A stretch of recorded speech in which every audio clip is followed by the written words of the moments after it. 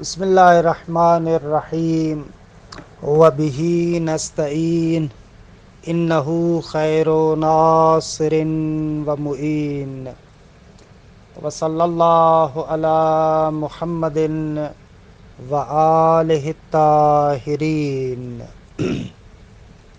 ان رسول اللہ صلی اللہ علیہ وآلہ وسلم التوبۃ من الذنب ان لا تعود الیہ۔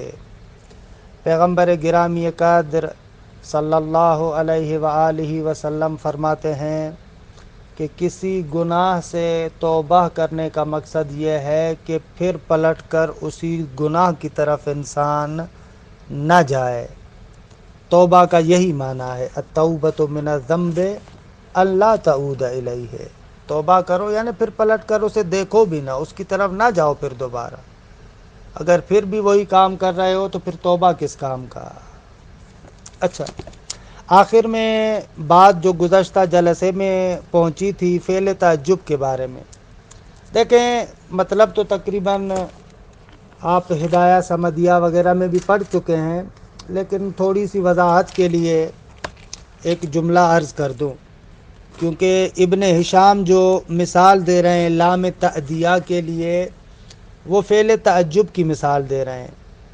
آپ نے ادبیات میں پڑھا ہے کہ فعل تعجب وہ فعل ہوتا ہے جو انشاء تعجب کے لیے ہوتا ہے، اور تعجب کے جو قیاسی طور پر صیغے ہیں وہ دو ہیں، ما افعل اور ما افعل بہ۔ یہ دو صیغے ہیں، ما افعل اور ما افعل بہ۔ تو یہاں پر جو صیغہ استعمال کیا ابن ہشام نے اصل مغنی میں وہ تھا ما اضرب زیدن لامرن، اس طریقے سے۔ تو اس کی ترکیب بھی ایسے کرتے ہیں، اس کا معنی یہ کرتے ما افعل میں۔ دیکھیں جو ما افعل میں ما ہے ایک قول کے اعتبار سے میں ایک قول کو ذکر کر رہا ہوں، وہ یہ ہے کہ یہ ما استفہامیہ ہے۔ مثلا مثال دو ما افعل کی، ما احسن زیدن، یہ ما استفہامیہ ہے، اور احسن کے اندر ایک ضمیر ہے جس کا استتار وجوبی ہے، وجوباً آپ اس کو مستتر رکھتے ہیں جو اس ما کی طرف پلٹتی ہے، اور زیدن اس کا کیا ہے؟ مفعول ہے۔ ما احسن زیدن یعنی ایو شیء احسن زیدن، کس شے نے زید کو خوبصورت بنایا ہے، درست ہے۔ اچھا، یہ اس صیغے کی ترکیب وہاں پر کہتے ہیں، جیسے دسوقی نے بھی ذکر کیا، اصل یہ ہے کہ فعل تعجب کو لازم سے بناتے ہیں، درست ہے۔ خوب، اب جیسے ما اضرب زیدن لامرن، درست ہے آقا، وہاں پر ضرب اصل میں تو متعدی تھا، لیکن اس کو لازم فرض کیا گیا، پھر اس کو باب افعال میں لایا گیا کہ مفعول اول کی جانب گویا کہ متعدی ہوا، اور پھر اس کو تیسرے مفعول کی طرف بھی کیا کرتے ہیں؟ متعدی کرتے ہیں، دوسرے مفعول کی طرف متعدی کرتے ہیں، تو بنے گا ما اضرب زیدن لامرن۔ وہ کون سی چیز تھی؟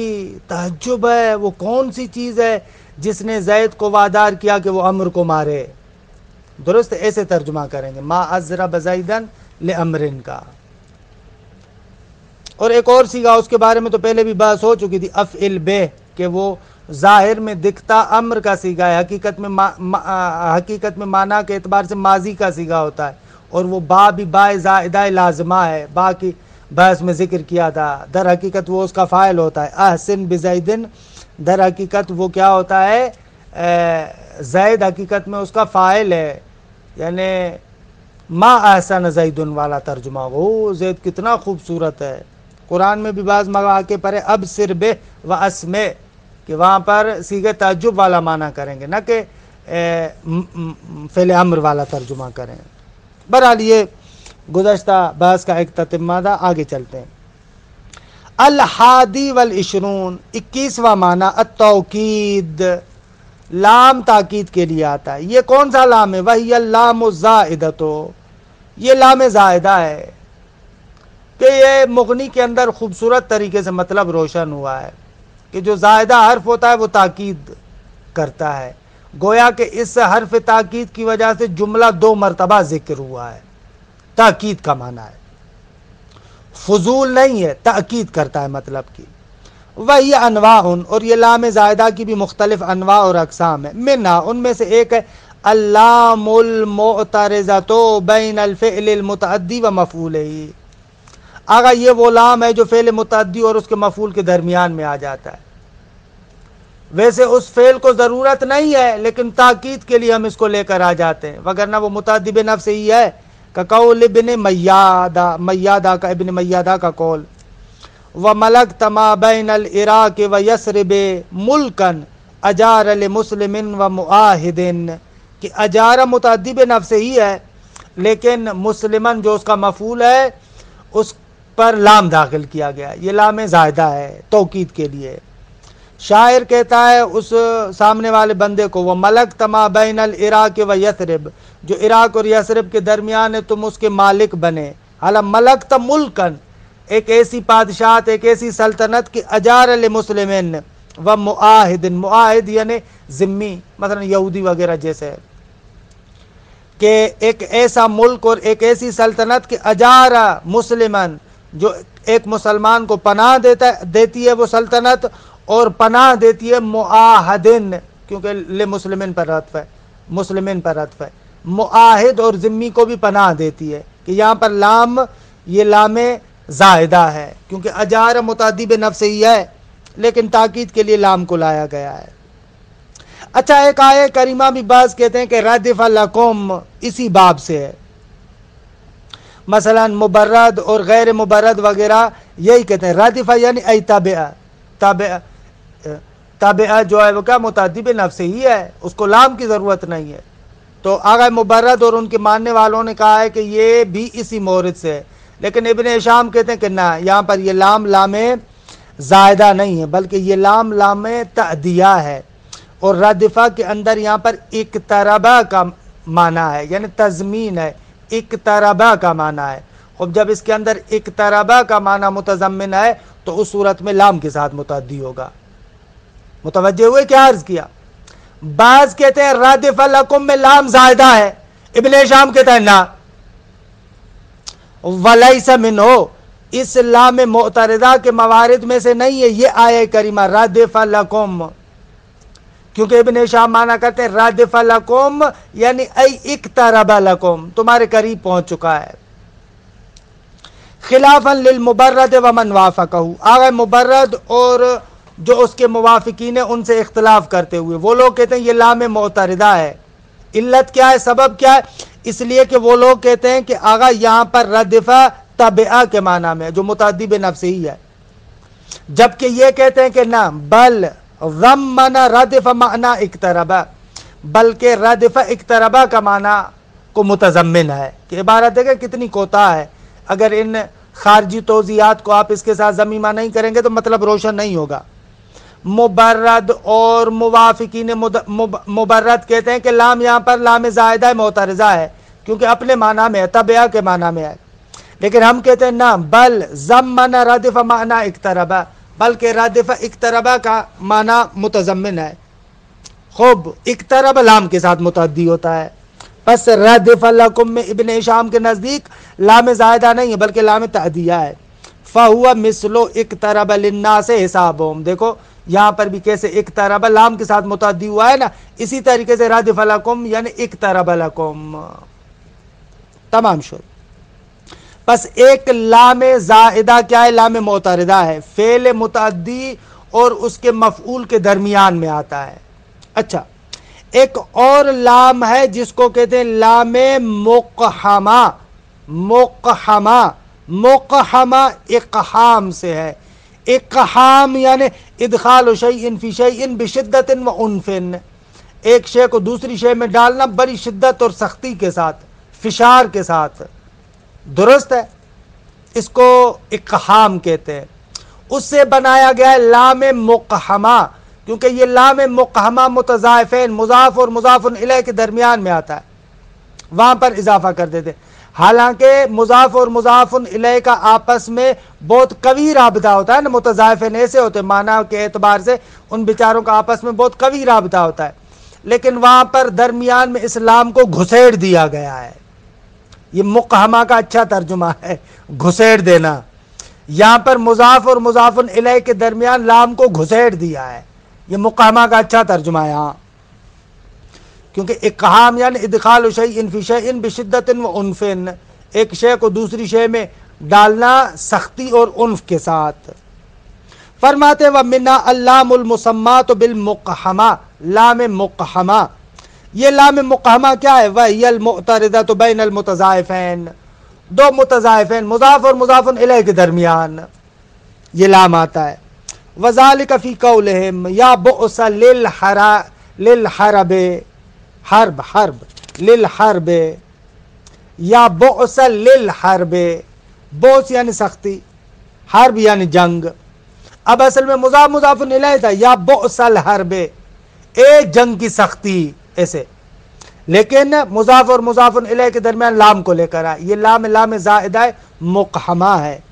یا بؤس للحرب والاصل یا بؤس الحرب فاقحمت، یعنی بیچ میں رکھ دیا گیا سختی کے ساتھ، اعلیٰ وہ ترجمہ جو میں نے کیا، بیچ میں گھسیڑ دیا گیا اس کو، لام کو، تقویۃ للاختصاص، کہ مضاف جو مضاف الیہ کے ساتھ مخصوص ہے، اختصاص رکھتا ہے، اس کی تقویت کے لیے۔ قال سعد بن مالک، آغا سعد بن مالک کہتے ہیں یا بؤس للحرب التی وضعت اراہت فاسترہو، ماشاءاللہ، اے جنگ کی سختی، خوب کون سی؟ کہ التی وضعت ارہات، جس نے رکھ دیا، ترک کر دیا، پیچھے چھوڑ دیا بہت سارے لوگوں کو، کہ فاستراہو، کہ پھر ان لوگوں نے بھی راحت لی۔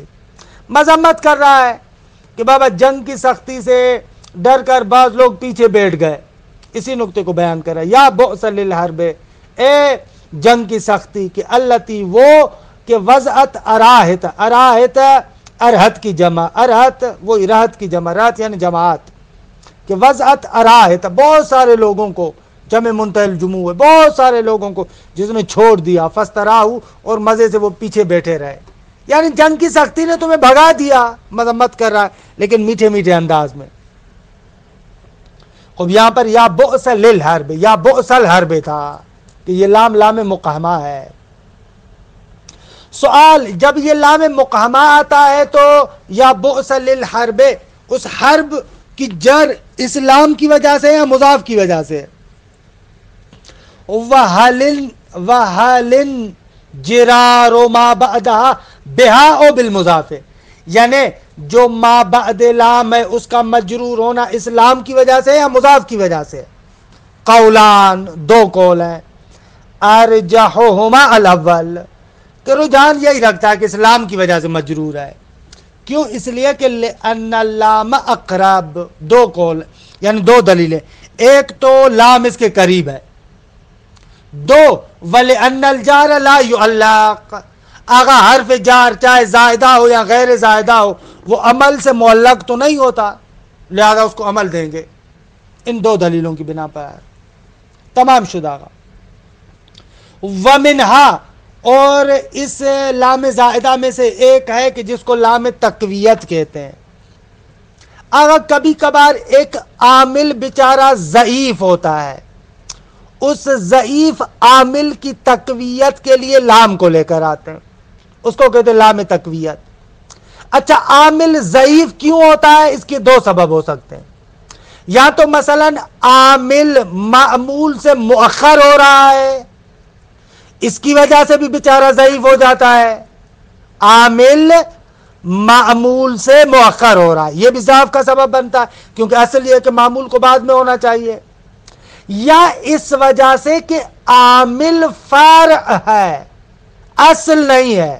مثلا عمل کرنے میں اصل فعل ہے، اب اس میں فاعل یا مثلا صفت مشبہہ یا مصدر فعل مضارع سے تشبیہ کی بنا پر ان کو بھی مثلا عمل دیا جاتا ہے، تو اب ان کا عمل عمل فرعی ہے، درست ہے، کیونکہ فرع ہے، لہذا ان کا عامل ہونے والا جنبہ بیچارہ کچھ ضعیف ہو جاتا ہے، تو عامل بیچارہ ضعیف ہو جاتا ہے، یا تو مؤخر ہونے کی وجہ سے یا فرع ہونے کی وجہ سے۔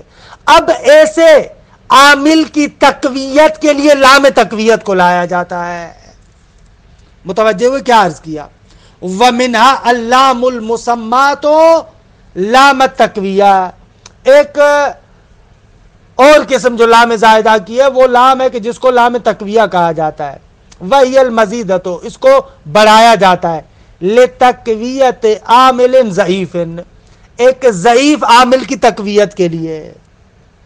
اچھا وہ عامل ضعیف بنا ہے کیوں؟ اما بتاخرہی، یا تو اس وجہ سے کہ وہ بیچارہ مؤخر ہوا ہے عامل، اس کی وجہ سے تھوڑا سا ضعف آ گیا ہے، جیسے ان کنتم للرؤیا تعبرون، حالانکہ تعبرون کیا ہے؟ متعدی بنفس ہی ہے، للرؤیا اس کا مفعول ہے، لیکن کیونکہ مفعول جو مؤخر ہونا چاہیے مقدم ہو گیا ہے تو عامل بیچارے میں تھوڑا سا ضعف آ گیا ہے، اب اس کی تقویت کے لیے اس پر لام کو ڈال دیا، یعنی اصل میں تعبرون الرؤیا، الرؤیا متعدی بنفس ہی ہے، لیکن کیونکہ الرؤیا مقدم ہو گیا تعبرون پر لام تقویت کو لے کر آئے، ان کنتم للرؤیا تعبرون، او بکونہ فرعا فی العمل، یا اس وجہ سے کہ عامل عمل میں فرع ہے، اصل یہ نہیں ہے، مثلا جیسے میں نے مثال دیا، اس میں فاعل میں اصل یہ نہیں ہے کہ فاعل اور مفعول کو رفع اور نصب دے، لیکن فعل مضارع سے شباہت کی وجہ سے عمل کر رہا ہے، تو یہ کیا ہے؟ عمل کرنے میں فرع ہے، اس فرع ہونے کی وجہ سے بھی ضعیف ہوتا ہے۔ او بکونہ فرعا فی العمل، مثلا نہ وہ مصدقا لما معہم، خوب مصدقاً اس میں فاعل ہے، فرع ہے، وگرنہ متعدی بنفس ہی ہے، لام تقویت کو لے کر آ گئے، مصدقاً لما معہم، ما معہم تھا لیکن لام تقویت کو لے کر آئے کیونکہ اس میں فاعل ہے۔ یا وَضَرْبِي لِزَيْدٍ حَسَنٌ، اب یہ کیا ہے؟ مصدر، یہ زیدن مفعول ہے اصل میں اس کا، ضربی زیدن حسن، میرا زید کو مارنا اچھا ہے، لیکن یہاں پر ضرب کیونکہ مصدر ہے بیچارہ، عمل کے لحاظ سے وہ اتنا قوی نہیں ہے، ضعف پایا جاتا ہے، لہذا لام کو لے کر آ گئے، لام تقویت، ضربی لزید حسن۔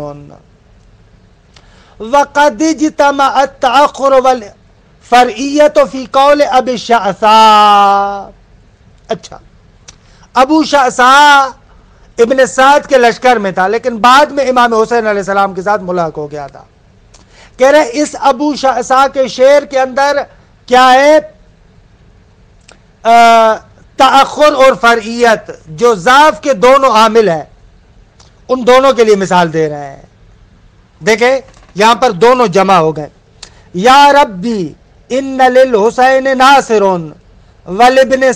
ولبن سعد تارک حاجرون، یعنی اصل میں یا رب اے میرے پروردگار، انی ناصر حسینہ، ایسے تھا اصل میں، ناصر عمل کر رہا ہے، اب ناصر ایک فرع ہے عمل میں، اصل تو نہیں ہے، فرع ہے، اس میں فاعل ہے، ایک تو یہ ضعف، دوسرا یہ کہ اس کا مفعول اس پر مقدم ہو گیا ہے، یعنی ہم ناصر فرع در عمل ہے ایک ضعف، دوسرا اس کا مفعول اس پر مقدم ہوا ہے، لام تقویت لے کر آ گئے، یا رب انی للحسین ناصرون، درست ہے، ولبن سعد تارکن، تارکن جو ہے وہ کیا ہے؟ اس میں فاعل بھی ہے اور اس کا مفعول اس پر مقدم بھی ہوا ہے، دونوں چیزیں یہاں پر جمع ہو گئی ہیں۔ خب پس یہ ایک قسم لام تقویت، کہ لام تقویت در حقیقت کیا ہوتا ہے؟ لام زائدہ ہوتا ہے۔ وَمِنْهَا لام المستغاث عند المبرد واختارہ ابن خروف، ابن خروف اور مبرد کہتے ہیں کہ جو مستغاث پر لام داخل کرتے ہیں وہ بھی زائدہ ہے۔ دلیل کیا ہے؟ بے دلیل صحت اسقاطہا، آپ اسلام استغاثہ کو گرا دیں تو بھی ٹھیک ہے، یا لزیدن آپ کہہ سکتے ہیں یا زیدہ، مسئلہ نہیں۔ وقال جماعت غیر زائدن، حالا بعض لوگ کہتے ہیں کہ آقا یہ لام جو مستغاثن بھی پر داخل ہوتا ہے یہ زائدہ نہیں ہے. ثم اختلفوا، خوب اس کے بعد پھر اختلاف ہوا. فقال ابن جنی متعلقۃ بحرف النداء، اگر لام جا رہا ہے تو اب اس کا متعلق کیا ہے؟ آغا ابن جنی کہتا ہے کہ حرف ندا، خود یہ جو یا ہے اس کے متعلق ہے. آغا مگر حرف کے متعلق ہوتا ہے. بھلے ہم نے کہا ہے کہ جار و مجرور اور ظرف و مظروف فعل یا شبہ فعل یا جس کے اندر معنی فعل ہو اس کے متعلق ہو سکتے ہیں. تو یا کے اندر ادعو کا معنی ہے، لہذا ابن جنی کہہ رہے ہیں کہ یا کے متعلق ہے. وقال ابن جنی متعلقۃ بحرف النداء، حرف ندا کے متعلق ہے. لما فیہ من معنی الفعل، اس لیے کہ اس حرف ندا کے اندر معنی فعل ہے.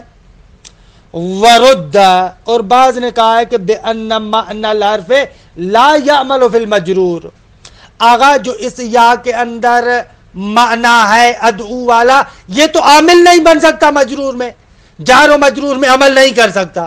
عبارت کا مطلب یہ ہے. ہاں کیا مطلب بیان کر رہا ہوں؟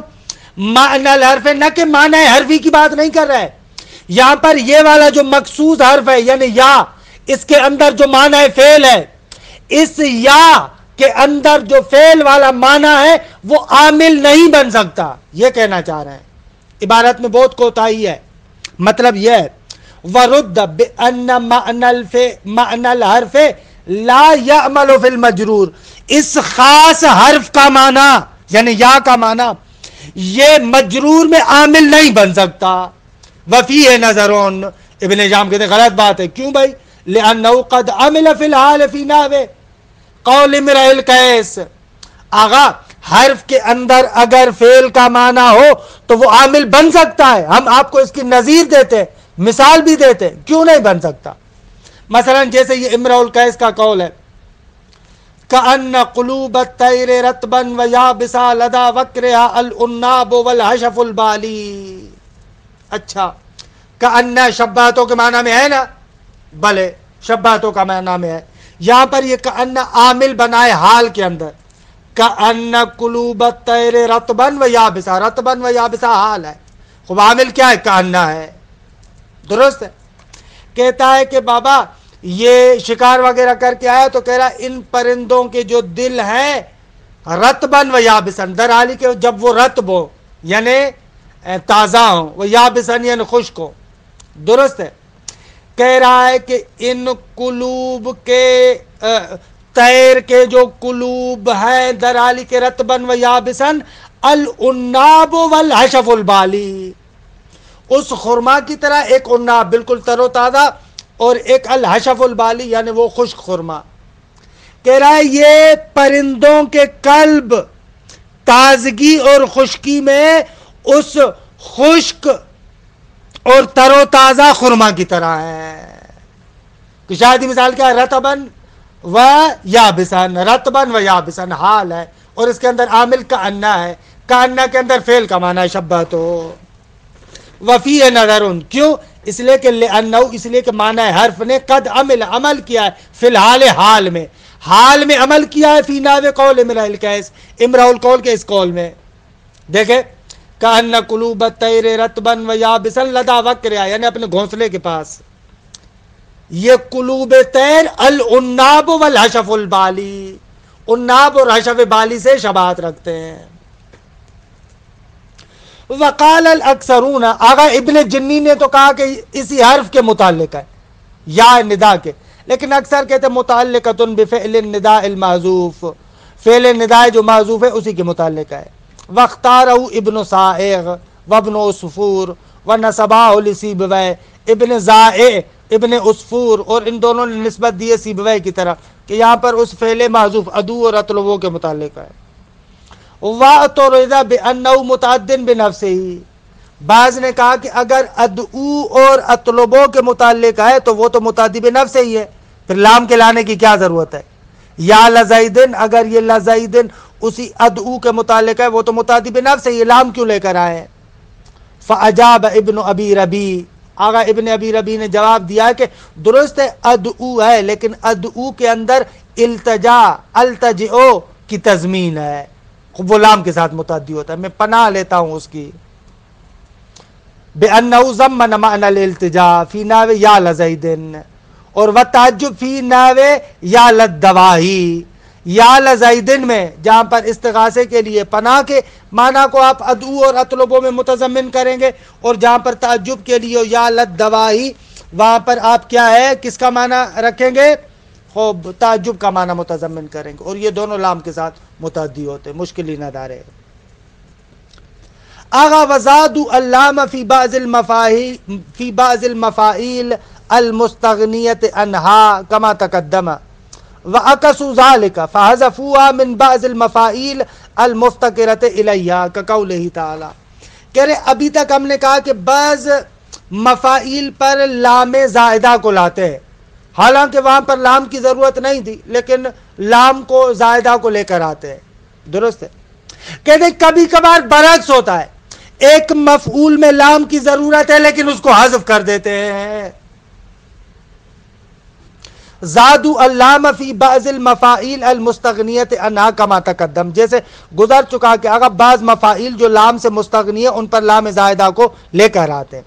وَأَكَسُوا ذَلِكَ، اور اس کا برعکس بھی کرتے ہیں، فَحَذَفُوهَا مِن بَعْضِ الْمَفَاعِيلِ، لام کو بعض مفاعیل سے حذف کرتے ہیں کہ المفتقرۃ الیہ، جو مفعول لام کی طرح محتاج تھے، مثلا کقولہ تعالی وَالْقَمَرَ قَدَّرْنَاهُ مَنَازِلَ، اور قدرناہ کے لیے دوسرے مفعول کے لیے لام کی ضرورت ہے، لمنازل ہونا چاہیے تھا لیکن لام کو حذف کر دیا۔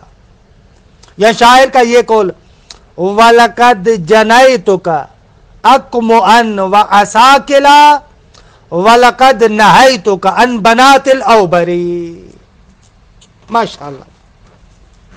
اقمعن جمع قمعہ، قمعہ یعنی وہی کارچ، فارسی میں کہتے ہیں کارچ۔ خوب ہمارے ہاں اردو میں کیا کہتے ہیں، یہ جو بارش وغیرہ ہوتی ہے نا، اگر میدان کیا ہو ریتیلا ہو تو اس جگہ پر ایک خاص قسم کی چیز پیدا ہوتی ہے، اس کا گوشت وغیرہ کا بھی ذائقہ ہوتا ہے، اس کو کارچ کہتے ہیں، حالانکہ اردو میں مجھے نام نہیں آتا، درست ہے۔ قمعہ اس کارچ کو کہتے ہیں، اقمعہ اس کارچ کی جمع ہے، اور یہ اساکلا اسکول یہ بھی ایک طرح کی کارچ ہے، بنات الاوبر ابن اوبر کی جمع ہے، یہ بھی ایک طرح کی کارچ ہے، درست ہے۔ کیا کہتے ہیں یار اس کو، ایران میں تو بہت بڑے پیمانے پر ہم نے دیکھی، سفید سی ہوتی ہے، سانپ کے سر کی طرح اس کا اوپر والا حصہ ہوتا ہے، جیسے امبریلا اوپر سے بنی ہوئی ہے اور نیچے سے کھینچی ہوئی ہوتی ہے، کارچ، کارچ اسے کہتے ہیں۔ اردو میں نہیں آ رہا مجھے کیا کہتے ہیں اس کو، خصوصاً جب بارش وغیرہ ہو جائے نا تو جو ریتیلے علاقے ہوتے ہیں وہاں پر خود بخود یہ چیز وجود میں آتی ہے، پیدا ہو جاتی ہے۔ اللہ بعض جگہوں پر کہتے ہیں کہ یہ غریبوں کا گوشت ہے ان کے لیے، یعنی غریب اگر کوئی بندہ گوشت نہیں کھا سکتا تو اس کارچ وغیرہ کو کھائے۔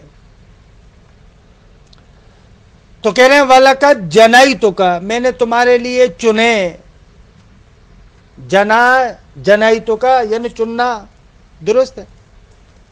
وَلَقَدْ جَنَيْتُكَ، اب یہ ہونا چاہیے تھا جنیت لک، لام کے ساتھ متعدی ہونا چاہیے تھا لیکن لام نہیں لے کر آئے۔ لَقَدْ جَنَيْتُكَ أَقْمُعًا کارچ، وَأَسَاكِلًا یعنی ایک خاص طرح کی کارچ، یہ میں نے تمہارے لیے چن کے رکھی ہیں۔ وَلَقَدْ نَهَيْتُكَ قسم بخدا میں نے تجھے روکا تھا، ان بنات الاوبر ابن اوبر یعنی ایک ایسی کارچ جو سمی اور زہریلی ہے۔ کہ یہاں پر دیکھ رہے ہیں آپ کہ لام کو آنا چاہیے تھا لیکن لام نہیں آیا۔ اچھا، آخری قسم جو یہاں پر ذکر کر رہے ہیں یہ تھوڑی سی دقیق ہے اور ساری بات مربوط بھی ہے، تو اس کو انشاءاللہ ذرا سے آئندہ کے لیے رکھ رہا ہوں۔ لام تبیین کہ انصافاً الحق والانصاف مطلب دقیق ہے، دقیق مطلب ہے کہ اس کو اچھے طریقے سے سمجھنے کے لیے انشاءاللہ جلسہ آغاز سے شروع کریں گے۔ ابھی تک دیکھیں آپ جو ہم نے لام کے مختلف معانی ذکر کیے، الحق والانصاف، اگر آپ ان پر توجہ کریں تو قرآن مجید کے اندر دوسرے مقامات کے اندر یہ جو اتنا زیادہ لام استعمال ہوتا ہے ان آیات کو، روایات کو، ان تمام چیزوں کو سمجھنے میں کتنی آسانی ہو جائے گی، کتنے اچھے طریقے سے ہم سمجھ پائیں گے۔ وصلی اللہ علی محمد و آل بیتہ الطیبین الطاہرین۔